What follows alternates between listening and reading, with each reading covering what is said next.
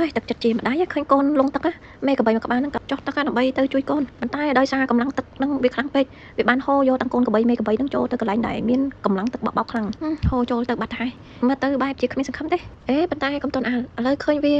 ដែតមកវិញនោះដែតទាំងពីរអ្នកម៉ែកូនប៉ុន្តែក៏ពិបាកក្នុងការជួយវាដែរណាដោយសារតែកម្លាំងទឹកវាកំពុងតែបោកខ្លាំងអញ្ចឹងមិនដឹងថាត្រូវជួយវាយ៉ាងម៉េចបានឥឡូវយើងមានតែចាំមើលទាំងអស់គ្នាថាតើមេនិងកូនក្របីហ្នឹងអាចរួចជីវិតបានដែរឬក៏អត់ហើយនេះវីដេអូគេថតបានគឺថាមេហ្នឹងបានដែតមកដល់កន្លែងដែលមានសុវត្ថិភាពហើយគឺថានៅមានជីវិតទេប៉ុន្តែគ្នារោមើលកូនឃើញថាបាត់កូនអត់ទាន់ឃើញកូននឹងកូនទៅណាហើយនេះកូនជាប់នៅនេះបានបងប្រុស3នាក់នេះគាត់ដូចថាស្វាស្វែងជួយកូនក្របីហ្នឹងអញ្ចឹងណាហើយអញ្ចឹងគឺថាបានរួចជីវិតទាំងមេទាំងកូនហើយគឺថាសំណាងខ្លាំងមែនទែនកូនក្របីហ្នឹងមិនដឹងជាគ្នាឆ្លុកទឹកយ៉ាងម៉េចយ៉ាងម៉ាទេហើយភ័យផងអីផងឥឡូវនេះបាត់ម៉ែទៀតគួរទៅរោម៉ែនៅណាចេះហើយខ្ញុំមិនច្បាស់ទេអ្នកក្របីចេះឆ្លុកទឹកអត់ណាតែឥឡូវកុំខ្វល់ឥឡូវនេះឃើញថាកូនក្របីហ្នឹងនេះបានមកជួបមេវាវិញហើយមើលទៅទាំងមេទាំងកូនគឺមើលទៅសុខភាពល្អធម្មតាទេចាត់ទុកថាមេនិងកូនក្របីនេះមានអាយុថ្លៃហើយធ្វើឲ្យខ្ញុំអ្នកមើលនេះគឺមានអារម្មណ៍រំភើបរីករាយនៅក្នុងការមើលមែនទែន